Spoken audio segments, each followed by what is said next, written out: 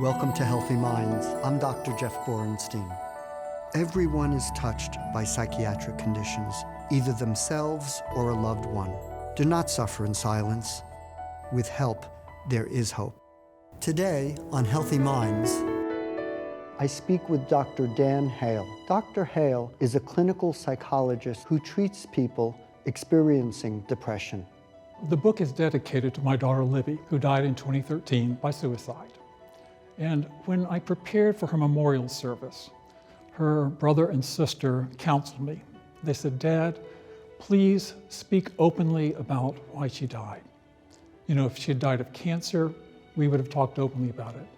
Most people probably don't know that she was ill and don't know that the illness was depression." That's today on Healthy Minds.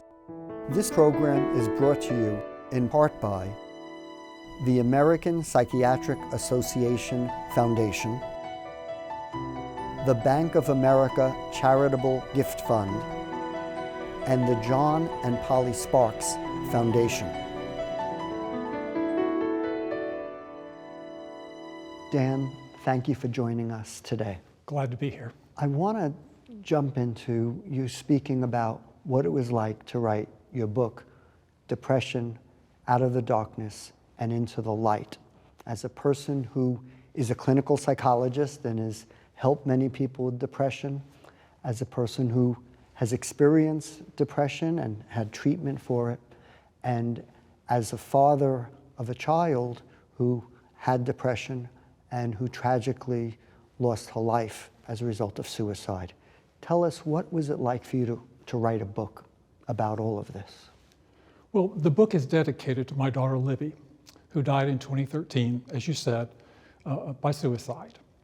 And when I prepared for her memorial service, her brother and sister counseled me. They said, "Dad, please speak openly about why she died. You know, if she had died of cancer, we would have talked openly about it. Most people probably don't know that she was ill and don't know that the illness was depression. So please go ahead and say that."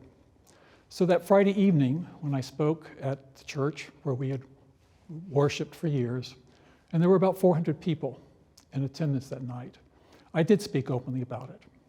And I didn't know what the reaction would be, but the reaction was afterwards, so many people said to me, "We are so glad you spoke openly about depression. We need to talk about it more. We need to talk about it in our homes, in our schools, in our workplace, and even in our churches and other faith communities." And so I took that on as a mission, and I did a lot more talking. I'd done some over the years, but I really felt I needed to spend even more time doing that. And as I did that, so many people said to me, "It's helpful to hear the three perspectives you can present. You know, you're a professional, like you just mentioned. You know, I'm a clinical psychologist for years. I had treated people with depression, helped them recover, found it very gratifying. But I also experienced 2 major depressive episodes myself. So I know what it's like to be in that very dark place. And then I had struggled trying to take care of my daughter and then deal with the aftermath of that. And so as I did that, people said, "Why don't you write more about it?" Which is not something I was eager to do, but I decided to take it on. And it was difficult, but it was good. It was a good exercise for me. I want to ask you, for your daughter's illness and tragically her passing away, what was that like for you as a father, for her siblings, for the family, friends? Tell us a little bit more about what that was like. Well, it was awful. You know, I can't say anything else than that. It was very painful. We knew that she was struggling with depression. She had struggled with it as a teenager, but had been in treatment, had recovered, and did very well. Got married, graduated from college, started a family. But then in her 30s, it came back, and really came back with a vengeance. And one of the things we all struggled with was that it's hard to provide all the care and support for an adult child. She had moved on, formed her own family. We were spread in different parts of the country. I was in Maryland, her mother was in Florida, sister was in North Carolina, brother in Tennessee. And so we all tried to put together care for her. And frankly, it wasn't enough. And so there was a sense of failure. We wish we had done more. I'm not certain what more we could have done. One thing we did say, looking back, we wish we had stayed in touch better. But with her passing, we certainly came closer together, found a way to support each other. And all of us have taken on a mission of trying to bring depression out of the darkness and into the light. It's not discussed enough. So whatever we can do to talk about it more and to share not only the bad story, but the good story, which is it's a treatable condition. And if we can only help more people get treatment. The sad statistic is the majority of people who have depression don't even seek treatment. Right. And many people who do seek treatment don't receive appropriate treatment, a full course of treatment. So there are people falling through the cracks, and then sometimes people who, even with treatment, they may not respond to the treatment. Right. So when you're speaking to people about this, what's your message? What are you telling people? Well, I tell people that it is sort of a bad news, good news story. Depression is a terrible illness. You know, I've been there, I know what it's like. It is a painful, painful illness. But the good news is that there are treatments. There are medical treatments, there are psychological treatments, and often combining the two is best. So please, if you think you might be depressed, or if you see somebody else, a loved one, that you think might be depressed, get treatment. You know, go make the initiative yourself, or encourage your loved one to take that step. Right. Don't suffer in silence. Don't allow someone else to suffer in silence. Get help. Often people are afraid, if they're concerned about a loved one, and if they're concerned that they may be at risk of suicide, they're afraid to ask about it because they think maybe that could encourage it. And we know that's not true. In fact, asking about it can save a life. I'd like you to speak a little bit about that. Sure, absolutely. I'm so glad you bring that up. Because I think if in any conversation you're having with someone, you hear statements that say, maybe this person is thinking about suicide. I don't feel like I can go on any longer. You know, I wish I could go to sleep and never wake up, or people would be better off without me. Ask them, speak to them. And like you said, you know, you're not going to put the thought into their head. So ask if they are thinking about it. And if they are, then take some steps along with them. Make sure, you know, don't walk away from that, but make sure you connect them. Connect them to the National Suicide Prevention Lifeline. Take them to their local hospital, to the ED. Your community might have a psychiatric crisis center. Or in some cases, you may need to call 911. And if you do, please let them know this is a mental health crisis. And if they can send out a crisis intervention team with some expertise in this area, that would be great. It's similar, if you see somebody limping, you're going to say, it looks like your leg hurts, or somebody clutching their chest, you're going to say, are you having chest pain? If you hear somebody speak about dying in this way, take action. Yes. Ask them about it. Please. I want to ask you about your own experience with depression. Tell us about how your episodes came on, what it was like, and then what did you do for help? Well, I've had 2 episodes. One that came about, the first one, was during a period of great turmoil and strife in my life. So in one sense, I wasn't totally surprised, but it did take me down to a level I'd never been before. So I experienced a deep, profound sense of sadness, unlike anything I'd ever experienced. And it was with me all the time. There was no escaping it, no relief. I found that I couldn't enjoy anything in life anymore.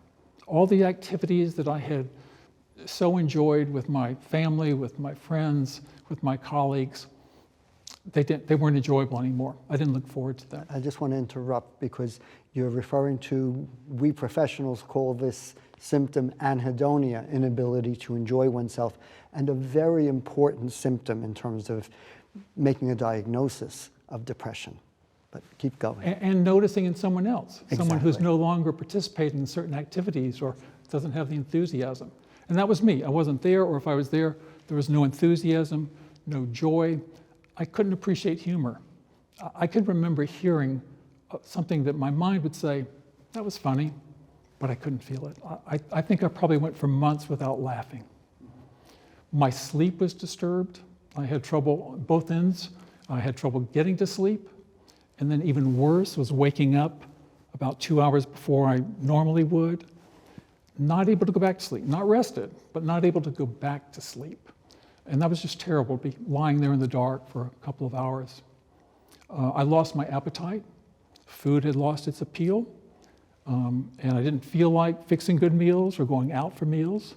So I lost 10 or 12 pounds, which is, again, something you might notice in somebody else, but not think about. Weight loss. Yeah. You know, I was tired all the time. I was exhausted. But it wasn't simply a lack of energy. There was a sort of a weakness that overcame me. So much so that I sometimes doubted that I could even get out of bed and walk 10 steps. I feared that I would collapse. My mind was sluggish. You know, I'm a psychologist, I'm a professor, and here I could not think quickly or clearly. I had trouble concentrating, even reading down a page or listening to someone attentively. I had trouble with that. And then I felt worthless. I really felt like a fraud or an imposter, and I feared that I would be discovered as such sometime.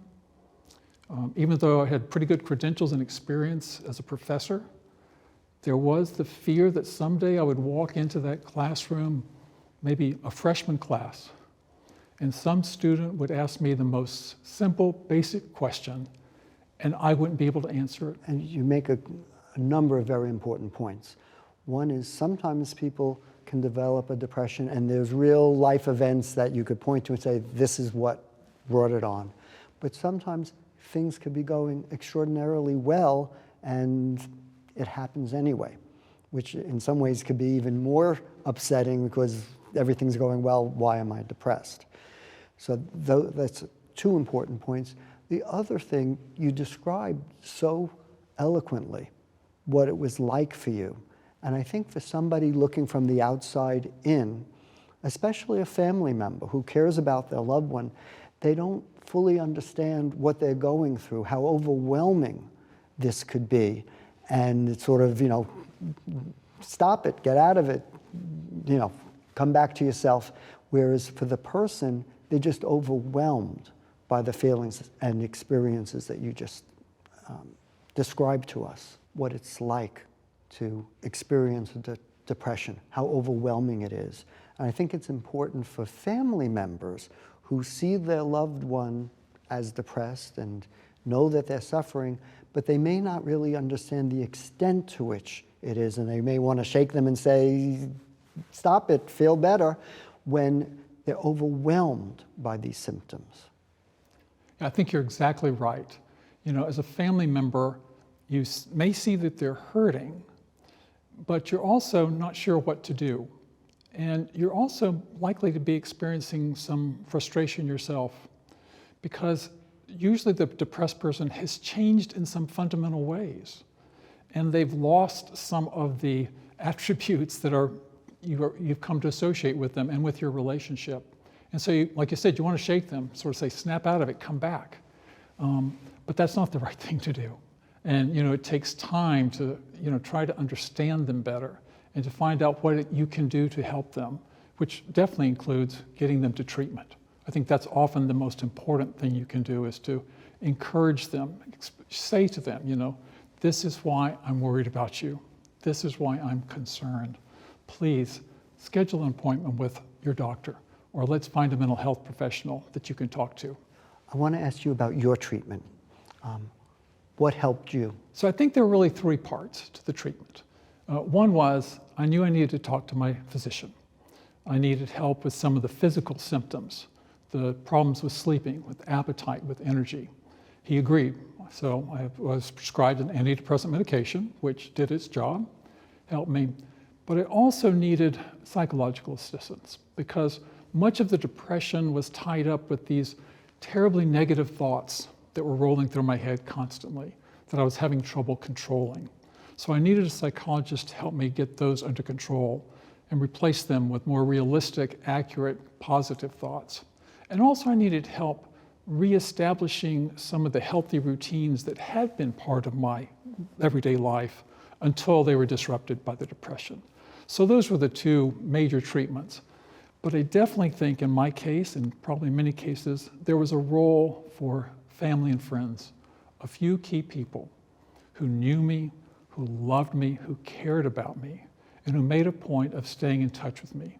So every week I was told by somebody that I was still loved, I was still valued. And I think, you know, my hour a week with a therapist was great, but there are 167 other hours in the week. And to have those family and friends that were there, again, regularly expressing love, concern, that was a part of my healing process too. Dan, I know that faith is very important to you, and I'd like to ask you about the role of your faith in your recovery from depression. Thank you. Yes, I've long been interested actually in the intersection of faith and health, something I've studied, partly because of my personal experience. For me, the role of faith was really the faith community. And I had a faith community that was responsive to me, and a faith community that was supportive of me. But I have to say that that's not always the case with faith communities. So I think there are ways that faith communities can do even more than many of them do right now. And I think one of the things that faith communities can do is provide the support, which they often do with other illnesses. Right, if somebody has cancer or some other medical problem, they're going to jump right in. That's right. Can we take you to your appointments, to your treatments? Can we pick up your prescriptions? Can we bring in some meals for you? As well as just regular expressions of love and support. Unfortunately, when the illness is depression, I don't always see that. And I think that's partly because depression is a less visible illness. No one's limping or they're not in a wheelchair, so you don't necessarily see it. And I think that part of that reason we have to blame stigma. Unfortunately, I think stigma still is out there. It's in our faith communities. And so people are reluctant sometimes to explain what they're going through. I think your point about stigma, and in many ways I think stigma is too soft of a term. It's prejudice, where people have prejudice against those who may be experiencing depression or other psychiatric conditions. And unfortunately it exists throughout society and often gets in the way of people seeking help and getting the treatment that they need. I agree wholeheartedly. It's a serious problem. What have you done to reach out to faith communities to start to address this problem? Well, we have found that actually they usually are receptive if you explain that. So one of the things we have done is we've trained volunteers to be educators within their congregation, to take back information, how to recognize depression. What are some of the symptoms that you might see? And I think, one of the things I find is that often people in faith communities and everywhere don't realize they're depressed. That may sound funny. They know they're hurting. They know that something is different, something is wrong, but they don't know what it is. They don't think of it as an illness. So I think when faith communities, and this is what we train our volunteers to do, can provide some of that information. It can be done through announcements in congregational gatherings. It can be done in bulletin inserts, congregational newsletters. Particularly I like, and we've been doing this a lot, of bringing in speakers. We sometimes tie it to national campaigns. So May is Mental Health Awareness Month. October is Depression Awareness Month. And to bring in a mental health professional who can speak to the issue and educate the congregation. And often what goes along with that is if you can bring in somebody who will talk about their own personal experience with depression and their recovery. I think actually the studies show that personal contact is often the most effective. Education is great. We need to be doing more education to overcome stigma or prejudice, but also to have people come in so they can see a real life person who has gone through this and recovered. It's a hopeful message there. What message do you give to somebody who's watching right now, who may be experiencing depression themselves? What should they do? Please get help. Do not hesitate about that. That could start with your primary care provider or a mental health professional. Make that appointment. I typically advise before that appointment, though, go in prepared. So prepare a list of symptoms. What have you been experiencing? What's changed in terms of your mood, your activities, your thoughts? It's also often helpful to consult with a family member or friend who has seen the changes. They might have something to add. When you go to the appointment, please be open. This is a confidential relationship.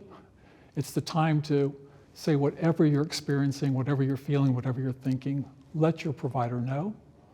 And then follow whatever treatment recommendations follow from that. So that could be antidepressant medication, could be psychotherapy. Could be both? Could be both. And I think that especially if antidepressant medication is part of it, make sure you understand before you leave what to expect from the medication. Because as you and I know, medications don't work immediately. They take time. And people need to stay with the treatment even when they're not getting that initial effect that they were hoping for. And also stay in touch because you might have some unpleasant side effects, or you might not get the desired effect. So you need to stay in touch with your physician. I would also advise, reach out to a couple of friends, let them know what you're going through, let them know what would be helpful to you. Maybe it's that visit once a week, maybe it's that daily call. This would be helpful. And finally, don't give up. Please don't give up. With time and treatment, people do recover from depression. I think it's an important point not to give up, because one of the symptoms of depression is feeling hopeless. So you don't have hope, you're going to give up, but that's one of the symptoms, just as appetite disturbance, sleep disturbance, and other symptoms. Hopelessness is a symptom. Right. Sometimes you have to sort of live on borrowed optimism. Mm-hmm. Your provider is still optimistic, your family and friends are optimistic. You just have to believe that someday you'll feel that, but you're right. Hopelessness, pessimism is right at the heart of depression. One of the challenges for family members of a person who's depressed is that person may minimize the depression or not want to speak about it and not seek treatment. What do you tell family members to do when their loved one really says, no, I don't want any help? Well, it's a frustrating place to be. I know that, I've seen that, I've felt that. But I think you have to continue to encourage them to listen. And I think listening is a very important part of this, because if you push too soon, they may be thinking, you don't understand what I'm going through. And so if you can, say, I want you to tell me more what you're going through. Tell me why you don't think you need to go see somebody right now, but tell me what you're going through. Listen patiently, attentively, empathetically, and then still, try and give them hope that, they could feel better if they could go get that treatment. And sometimes you have to just say, I know you don't think it's necessary, but for me, please, it'll make me feel better. I'll feel much better if you'll just go. I think very good guidance. And I think the perspective of listening and even picking up on what the person does point out. So they may not point out depression, but they may say, well, my sleep isn't so good, or I'm feeling very stressed. Focus on what the person is verbalizing and let them seek help for that, which could then lead to them really getting the treatment that they need. Right. You don't have to get an argument over whether or not they are clinically depressed. If they're having some of those symptoms, there are ways you can get relief for those symptoms. Let's go talk to your doctor. Dan, I want to thank you for joining us today, for sharing your experience, and for all of the people, I'm thanking you on behalf of all of the people that you've helped by doing this. Thank you for having me. If you or a loved one is experiencing depression with symptoms such as sleep disturbance, appetite disturbance, difficulty concentrating, inability to enjoy activities that you usually would enjoy, if you're experiencing this, Don't suffer in silence. Seek help. And if you believe that a loved one is experiencing this, encourage them to receive help as well. With treatment, which can include medication, talk therapy, getting back into one's regular routines with support of family and friends. With treatment, people get better. With help, there is hope.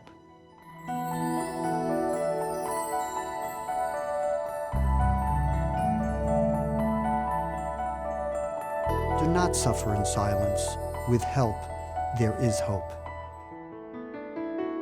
This program is brought to you in part by the American Psychiatric Association Foundation, the Bank of America Charitable Gift Fund, and the John and Polly Sparks Foundation. Remember, with help, there is hope.